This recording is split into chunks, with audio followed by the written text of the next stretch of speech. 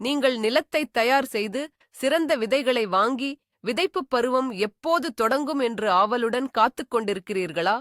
ஆனால் பிப்ரவரியில் நீங்கள் தவறாகத் தேர்ந்தெடுக்கும் ஒரே ஒரு நாள் உங்கள் அத்தனை முயற்சிகளையும் வீணாக்கிவிடும் என்று நான் சொன்னால்? வணக்கம், அன்பான தோட்டப் பயிரிடும் நண்பர்களே. இன்று பிப்ரவரி மாதத்தில் மிகவும் ஆபத்தான நாட்களைப் பற்றி பேசப் போகிறோம். இந்த நாட்களில் விதைப்பது பரிந்துரைக்கப்படுவது மட்டுமல்ல, முற்றிலும் தடை செய்யப்பட்டுள்ளது. பலர் இந்த சிறு விஷயங்களை புறக்கணிக்கிறார்கள்.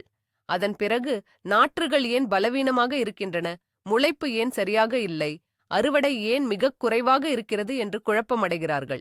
இந்த காணொளியை முழுவதுமாக பாருங்கள். நீங்கள் துல்லியமான தேதிகளை அறிந்து கொள்வதோடு மட்டுமல்லாமல், ஏன் இந்த நாட்களை ஒவ்வொரு விவசாயிக்கும் தீய நாட்கள் என்று கருதுகிறார்கள் என்பதையும் புரிந்து கொள்வீர்கள். இந்த அறிவு உங்கள் எதிர்கால அறுவடையை ஆரம்பத்திலேயே அழிந்து போகாமல் காப்பாற்றும். சரி, நீங்கள் சந்திர நாட்காட்டியை நம்புகிறீர்களா அல்லது உங்கள் மனதுக்கு பிடித்த நாளில் விதைப்பீர்களா? உங்கள் கருத்தை கமெண்டில் எழுதுங்கள், தெரிந்து கொள்ள ஆவலாக இருக்கிறோம். இந்த தடை செய்யப்பட்ட நாட்கள் எங்கிருந்து வந்தன? இவை நம் பாட்டிகளின் மூட நம்பிக்கைகள் மட்டும்தானா? இல்லை, நிச்சயமாக இல்லை. இதற்குப் பின்னால் இயற்கையையும் குறிப்பாக சந்திரனையும் கவனித்து உருவான பல நூற்றாண்டுகால ஞானம் உள்ளது. நம் இரவு துணைவனான சந்திரன் பூமியில் உள்ள நீர் மீது அறிவியல் ரீதியாக நிரூபிக்கப்பட்ட மிகப்பெரிய ஈர்ப்பு விசை தாக்கத்தை ஏற்படுத்துகிறது. கடல் அலைகளையும் ஏற்ற இறக்கங்களையும் நினைத்துப் பாருங்கள்.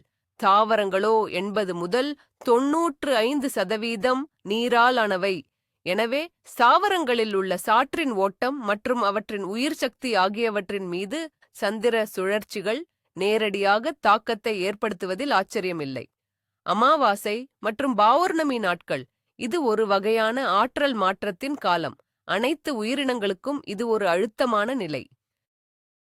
அதற்கும் மேலாக சந்திரன் வானில் தனது பயணத்தின் போது பல்வேறு இராசி மண்டலங்களை ஜோடியாக் சைன்ஸ் கடந்து செல்கிறது. அவற்றை ஜோதிடர்கள் வளமான ஃபெர்டைல் மற்றும் வளமற்ற பாரன் என்று பிரித்துள்ளனர். வளமற்ற ராசியில் விதைப்பது என்பது அண்டார்டிகாவில் தர்பூசணி வளர்க்க முயற்சி செய்வது போல. வெற்றி பெறும் வாய்ப்புகள் மிகவும் குறைவு. எனவே இந்த அடிப்படைகளை அறிந்து கொள்வது மூட நம்பிக்கை அல்ல, இது உயர்மட்ட வேளாண்மை தொழில்நுட்பம். நாம் பயிர்களின் தலையாய எதிரியான அமாவாசையில் இருந்து ஆரம்பிப்போம். இந்த பிப்ரவரி மாதம் அமாவாசை 10ஆம் தேதி வருகிறது. 10ஆம் தேதி மட்டுமல்லாமல் அதற்கு முந்தைய மற்றும் பிந்தைய நாட்களான 9ஆம் மற்றும் 11ஆம் தேதிகளும் பயிரிட முற்றிலும் உகந்ததல்ல. இது ஒரு உயிரற்று காலமாகும். இந்த நாட்களில் சந்திரனை வானில் பார்க்க முடியாது. தாவரங்களின் ஒட்டுமொத்த உயிர் ஆற்றலும் வேர்களுக்குள் ஆழமாகச் சென்று அசைவற்று உறங்கிக் கொண்டிருப்பதைப் போலிருக்கும். உங்கள் முன் ஒரு சிறிய விதையை நடவு செய்கிறீர்கள் என்று கற்பனை செய்து பாருங்கள். ஆனால் இந்த நேரத்தில் கிரகத்தின் ஒட்டுமொத்த ஆற்றலே உறங்கிக் கொண்டிருக்கிறது. அந்த விதைக்கு விழித்தெழுந்து வளரத் தேவையான ஆரம்ப ஊக்கம் கிடைக்கவே கிடைக்காது. தாவரங்களின் சாறுகள், நீரோட்டம் மிகக் குறைவாக கீழே இறங்கியிருக்கும். ஒருவேளை ஏதாவது முளைத்தாலும் அவை மிக பலவீனமாகவும் உயிர்ப்பு இல்லாமலும் இருக்கும். இத்தகைய தாவரங்களில் வேர் அமைப்பு மிக மோசமாகவே உருவாகும். அவை தொடர்ந்து நோயுற்று வளர்ச்சி குன்றி இறுதியில் இறந்து போக வாய்ப்புகள் அதிகம். அமாவாசையின் போது விதைப்பது நீங்கள் செய்யக்கூடிய மிக கடுமையான தவறு. இது சார்ஜ் முழுவதும் இல்லாத ஒரு பேட்டரியை வைத்து காரை ஸ்டார்ட் செய்ய முயற்சிப்பது போன்றதுதான். எனவே உங்கள் உழைப்பையும் நேரத்தையும் மதிப்புமிக்க விதைகளையும் வீணாக்க வேண்டாம். இந்த மாதத்தின் 2வது முக்கியமான கட்டம் பௌர்ணமிதான். அது பிப்ரவரி 24ஆம் தேதி வருகிறது.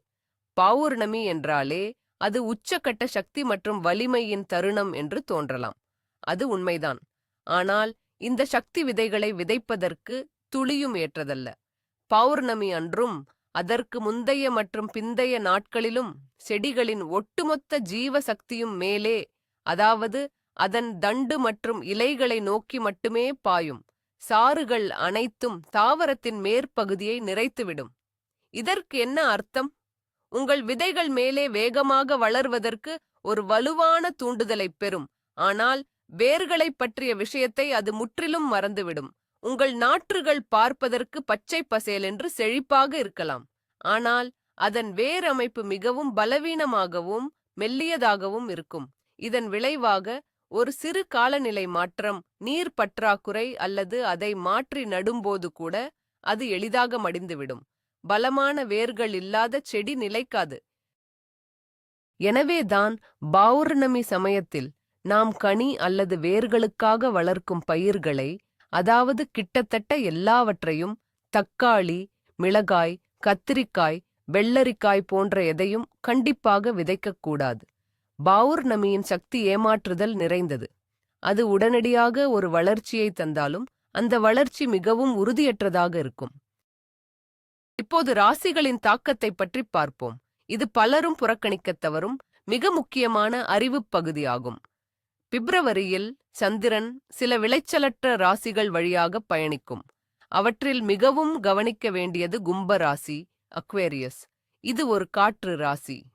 குளிர்ச்சி, வறட்சி மற்றும் கணிக்க முடியாத தன்மை ஆகியவற்றுடன் இது தொடர்புடையது. சந்திரன் கும்ப ராசியில் இருக்கும் நாட்கள் முற்றிலும் பயனற்றதாகவும் எந்தவிதமான நடவுக்கும் விதைப்புக்கும் தகுதியற்றதாகவும் கருதப்படுகிறது.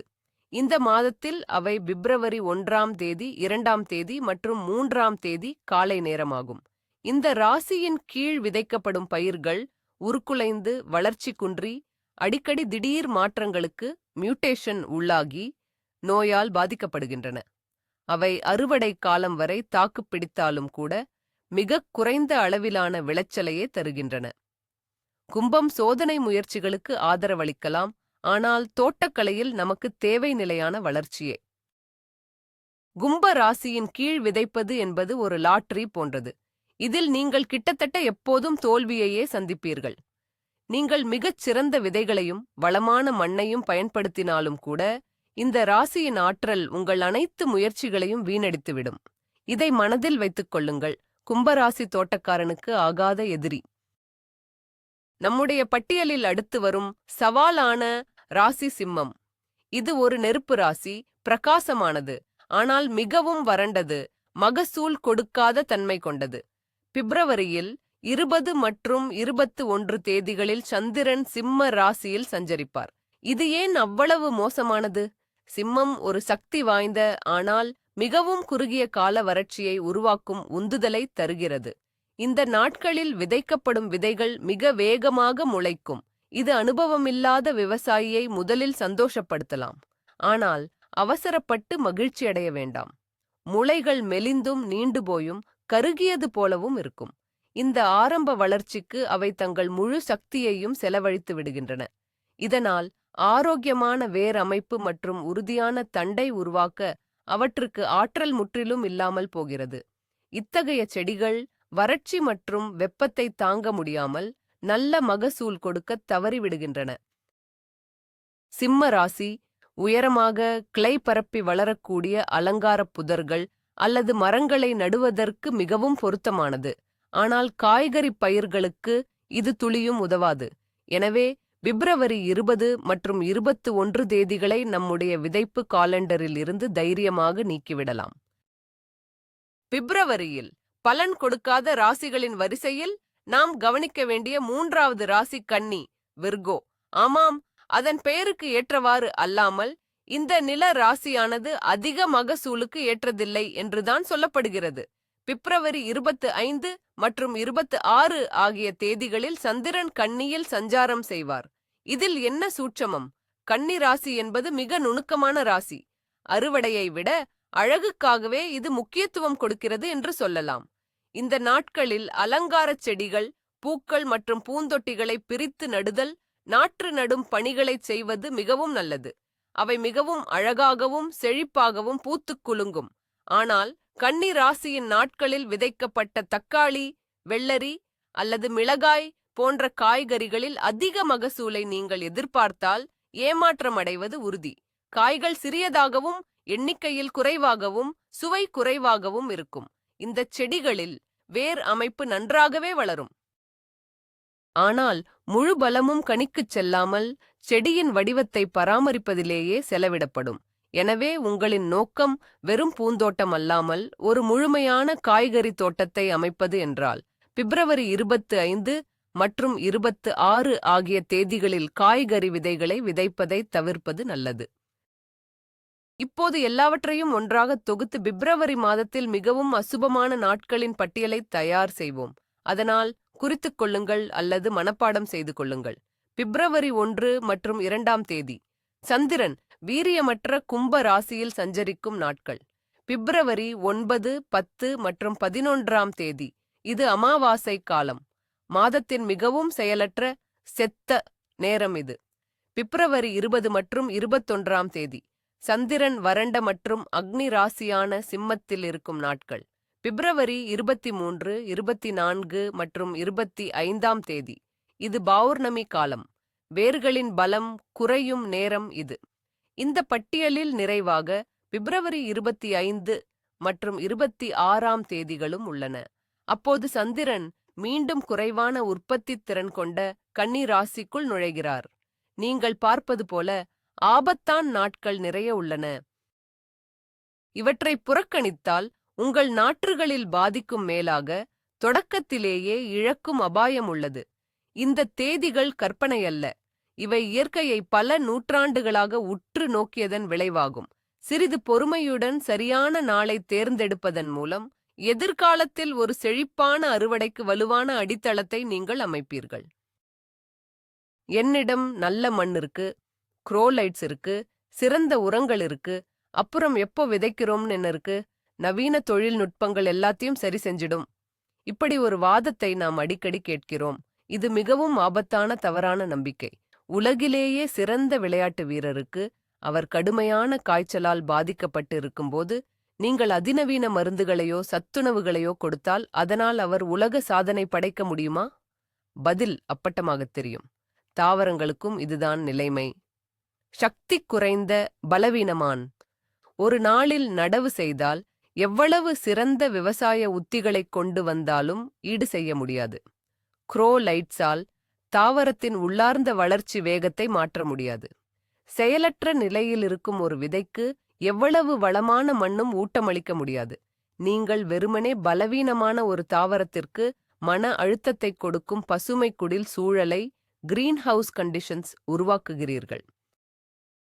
அதில் அது இன்னும் அதிக செல்லமாக வளர்க்கப்பட்டு மிகவும் பாதிக்கப்படக்கூடியதாக மாறிவிடும். அதை வெளியே திறந்த மண்ணில் நடவு செய்ய வேண்டிய நேரம் வரும்போது அது யதார்த்தத்தை எதிர்கொள்ளும். அதோடு பெரும்பாலும் பிழைக்க முடியாமல் போகும். எனவே தொழில்நுட்பங்கள் ஒரு உதவிதான். அது சர்வ நிவாரணி, பனாசியா அல்ல. அவை இயற்கையான கால ஓட்டத்தை நிறைவு செய்ய வேண்டும். அதை எதிர்த்து நிற்கக்கூடாது.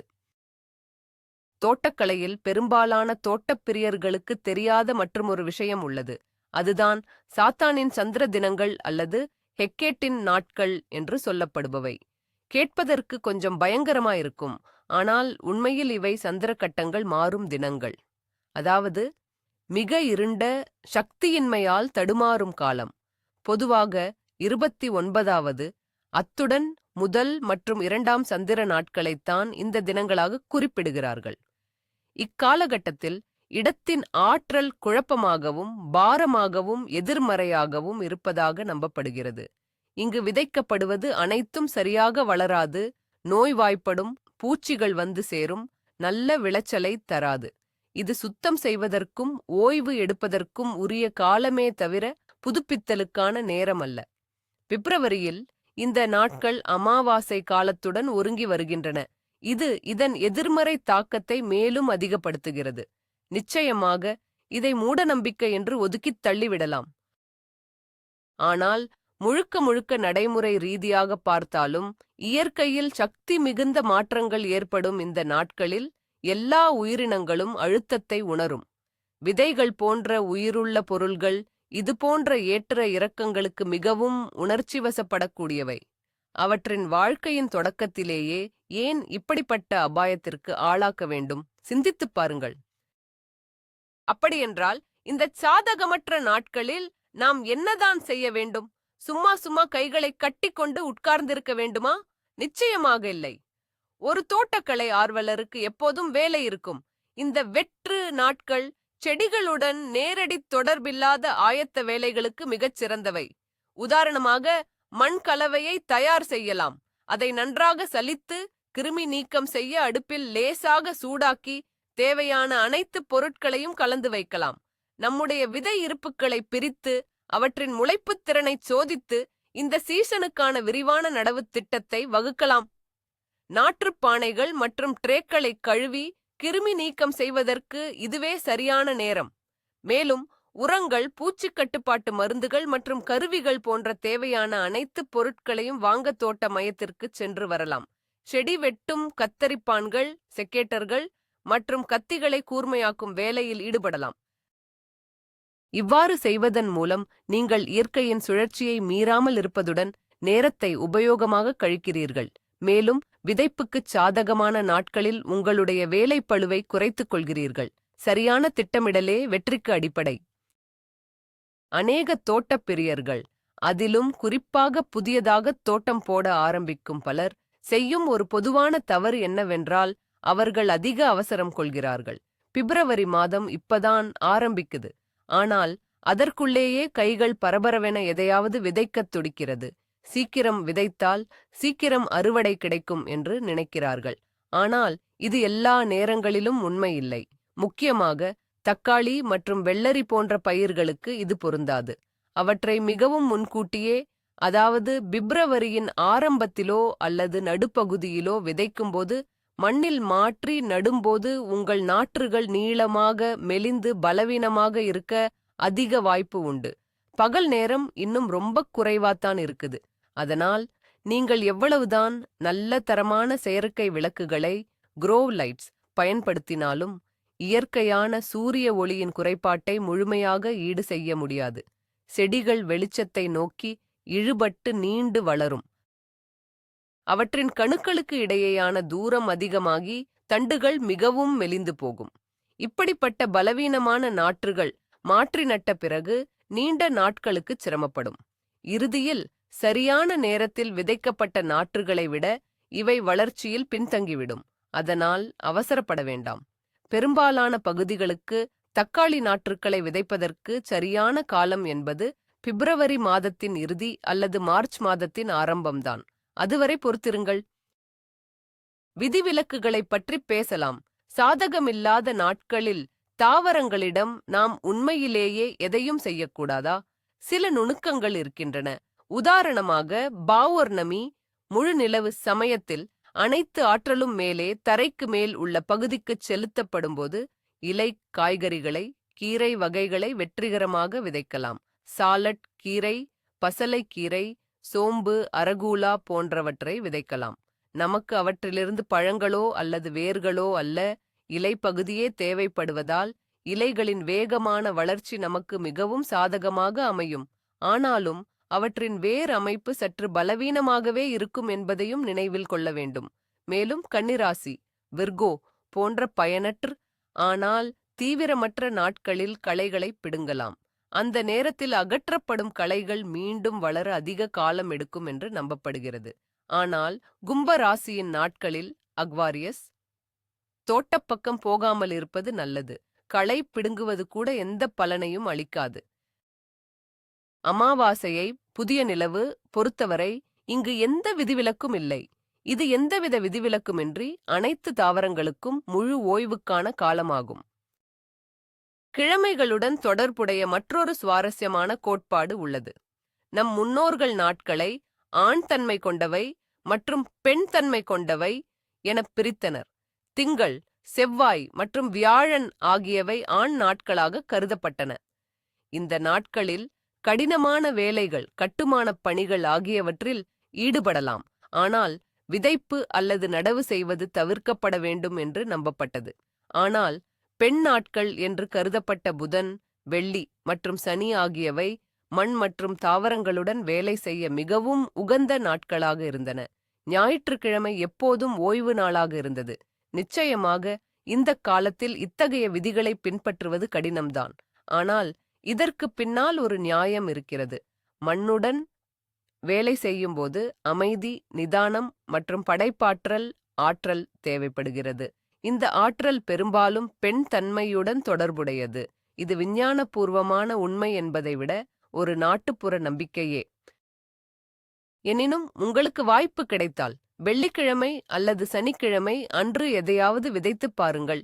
அதன் முடிவுகளை திங்கட்கிழமை செய்த நடவுகளின் முடிவுகளுடன் ஒப்பிட்டுப் பாருங்கள். ஒருவேளை நீங்கள் ஆச்சரியப்படலாம்.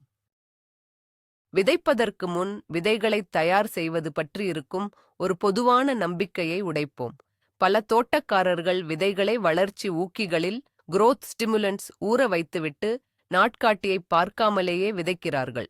அவர்களின் எண்ணம் இதுதான்: இரசாயனங்களை பயன்படுத்தி நாம் விதையை தூக்கத்திலிருந்து எழுப்பிவிட்டால் அது எந்த நாளில் வேண்டுமானாலும் முளைத்துவிடும். ஆனால் அது முற்றிலும் உண்மையில்லை. வளர்ச்சி ஊக்கிகள் நிச்சயம் பயனுள்ளவை என்பதில் சந்தேகமில்லை. அவை விதைகள் விரைவாக உறக்க நிலையிலிருந்து வெளிவரவும் கூடுதல் ஆற்றலைப் பெறவும் உதவுகின்றன. ஆனாலும் வெளிப்புறக் காரணிகளின் தாக்கத்தை அதனால் ரத்து செய்ய முடியாது. நீங்கள் விதையை ஊற வைத்துவிட்டு அதை அமாவாசை அன்று விதைத்தால் நீங்கள் அதை மிகவும் பொருத்தமற்ற நேரத்தில் கண்விழிக்கச் செய்கிறீர்கள். இது நள்ளிரவில் ஒருவரை எழுப்பி மாரத்தான் ஓடச் சொல்வது போல. அவர் ஓடலாம், ஆனால் உடல் மிக அதிக மன அழுத்தத்திற்கு ஆளாகவும் விளைவும் திருப்திகரமாக இருக்காது. வளர்ச்சி ஊக்கிகள் இயற்கையின் தாளங்களுடன் இணைந்து செயல்படும்போதுதான் அதிக பலனைத் தரும். எனவே விதைப்பதற்கு உகந்த நாளுக்கு ஒரு நாள் முன்னதாக விதைகளை ஊற வையுங்கள். அப்போது உங்களுக்கு இரட்டிப்பு பலன் கிடைக்கும். ஊக்கியின் உள் தூண்டுதலும் இயற்கையின் வெளிப்புற ஆதரவும் கிடைக்கும். பிப்ரவரி மாதத்தில் அதிக நாட்கள் எடுத்து வளரக்கூடிய பயிர்களுக்கு நாம் சிறப்பு கவனம் செலுத்த வேண்டும். உதாரணமாக கத்தரிக்காய், குடைமிளகாய், செலரி, சில வகை தக்காளி மற்றும் யூஸ்டோமா, பெட்டூனியா போன்ற பூ வகைகளுக்கும் இந்த கவனம் தேவை. இவற்றை நீங்கள் கட்டாயமாக சீக்கிரமாக, அதாவது பிப்ரவரியிலேயே விதைக்க வேண்டும். இதில் தவறு செய்வதற்கான வாய்ப்பு மிக அதிகம். நீங்கள் இந்த மெதுவாக வளரும் பயிர்களுக்கு தவறான நாளை தேர்ந்தெடுத்தால் நீங்கள் அறுவடையை அடையாமலே போகலாம். ஆரம்பத்திலேயே பலவீனமாகிவிட்ட நாற்றுகள் நம்முடைய குறுகிய கோடைக் காலத்தில் பழங்களைத் தாங்கி முழுமை பெற நேரம் இருக்காது.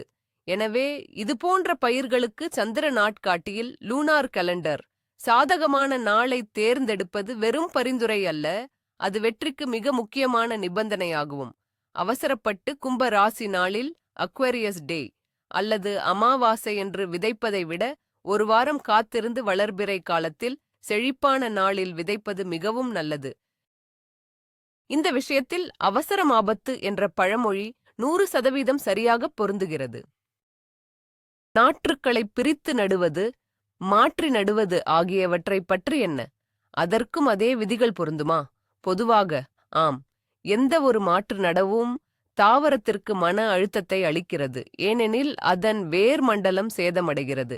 எனவே மிகவும் மோசமான நாட்களில், குறிப்பாக அமாவாசை அல்லது கும்ப ராசியில் இருக்கும்போது நாற்றுக்களை பிரித்து நடுவது கண்டிப்பாக தவிர்க்கப்பட வேண்டும். தாவரங்கள் மீண்டும் வேர் பிடிக்க அதிக நேரம் எடுத்துக்கொள்ளும், நோய்களால் பாதிக்கப்படும், மேலும் பல நாற்றுகள் அழியவும் வாய்ப்புள்ளது. இருப்பினும் இதில் சில நுணுக்கங்கள் உள்ளன. உதாரணமாக, விதைப்பதற்கு உகந்ததல்லாத பௌர்ணமி, முழு நிலவு நாற்றுக்களை பிரித்து நடுவதற்கு சாதகமாக இருக்கலாம். ஏனென்றால் இக்காலத்தில் வேர்கள் செயல்திறன் குறைவாக இருப்பதால் சேதங்களை அவை எளிதில் தாங்கிக் கொள்ளும்.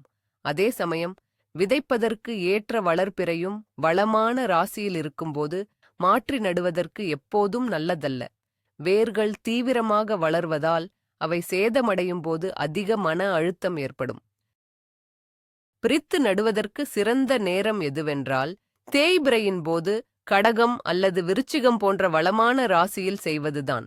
ஆனால் அப்படிப்பட்ட ஒரு நாள் அமையாவிட்டால் கன்னி ராசியில் வரும் நாட்கள் கூட பொருத்தமானதாக இருக்கும். கிரகணம் என்ற இந்த பயங்கரமான நிகழ்வை பற்றியும் கொஞ்சம் பார்ப்போம். அதிர்ஷ்டவசமாக இந்த பிப்ரவரி மாதத்தில் சந்திர கிரகணமோ அல்லது சூரிய கிரகணமோ எதுவும் இல்லை. ஆனால் இதை நாம் எப்போதும் மனதில் வைத்திருக்க வேண்டும். கிரகண நாட்கள்தான் முழுமையான ஆற்றல் குழப்பம் நிறைந்த நாட்கள். இயற்கையே ஒருவிதமான பதற்றத்தில் உறைந்து போகும். இந்த நாட்களிலும் அதற்கு 3 நாட்களுக்கு முன்னும் பின்னும் செடிகள் மற்றும் மண் சம்பந்தமான எந்த வேலைகளும் கண்டிப்பாக தடை செய்யப்பட்டுள்ளன. இதை நான் மிகைப்படுத்திக் கூறவில்லை. நடுதல், மாற்றி நடுதல், கவாத்து செய்தல், நீர் பாய்ச்சுதல், மண்ணை கிளறுதல் இவை அனைத்தும் ஈடு செய்ய முடியாத சேதத்தை ஏற்படுத்தும். கிரகண காலத்தில் தொந்தரவு செய்யப்பட்ட தாவரங்கள் வளர்ச்சி குன்றி பூக்கள் மற்றும் பிஞ்சுகளை உதிர்த்து அல்லது முற்றிலும் அழிந்து போகலாம். இந்த நேரத்தில் தோட்டத்துக்கோ அல்லது பசுமை கூடாரத்துக்கோ போகாமல் இருப்பதே நல்லது. கிரகணத்தின் ஆற்றல் மிகவும் சக்தி வாய்ந்தது மற்றும் கணிக்க முடியாதது. அதனால் இந்த காலத்தை அமைதியாக கடந்து போக அனுமதிப்பதுதான் சிறந்தது. இந்த அண்டத்தின் பேரழிவை அமைதியாக எதிர்கொள்ள நம்முடைய செடிகளுக்கும் இயற்கைக்கும் நாம் வாய்ப்பளிக்க வேண்டும். இந்த விதியை எதிர்காலத்திற்காக நீங்கள் நினைவில் வைத்துக் கொள்ளுங்கள். சந்திர நாட்காட்டியை பின்பற்றுவதன் உளவியல் ரீதியான அம்சம் மிகவும் முக்கியமானது. வெறும் வேளாண்மை மற்றும் ஜோதிட ரீதியான அர்த்தங்களுக்கு அப்பால் இது நம்முடைய செயல்களில் ஒரு ஒழுங்கையும் விழிப்புணர்வையும் கொண்டு வருகிறது. நாம் நாட்காட்டியை பார்க்கும்போது தேவையற்ற பரபரப்பை தவிர்த்து திட்டமிடத் தொடங்குகிறோம். எல்லாவற்றையும் சரியான நேரத்தில் சரியாகச் செய்துவிட்டோம் என்ற நம்பிக்கையை இது நமக்கு அளிக்கிறது. ஒரு தோட்டக்காரரின் நேர்மறையான மனநிலையும் வெற்றியில் அவர் வைக்கும் நம்பிக்கையும் எதிர்கால அறுவடையில் பாதியளவு அல்லவா? தாவரங்கள் நம்முடைய ஆற்றலை மிக நுணுக்கமாக உணர்கின்றன. அன்போடும் அமைதியோடும் நாம் அவற்றை பராமரிக்கும்போது அவை நமக்கு அதே பதிலை கொடுக்கின்றன. ஆனால் இயற்கை சுழற்சிகளை கவனிக்காமல் அவசரமாகவும் பீதியோடும் எல்லாவற்றையும் முடிக்க முயற்சிக்கும்போது அந்த அழுத்தத்தை நாம் அவற்றுக்கும் கடத்துகிறோம். எனவே சந்திர நாட்காட்டியை ஒரு கடுமையான சட்டமாக பார்க்காமல் இயற்கையோடு இணக்கமாக இருக்க உதவும் ஒரு அறிவார்ந்த ஆலோசகராகவும் உதவியாளராகவும் கருதுங்கள். பலருக்கும் ஒரு சந்தேகம் இருக்கும். நாம் எந்த சந்திர நாட்காட்டியை லூனார் கேலண்டர் நம்புவது? இன்று எண்ணற்ற நாட்காட்டிகள் இருக்கின்றன. அவற்றில் உள்ள தகவல்கள் சில சமயம் வேறுபடுகின்றன.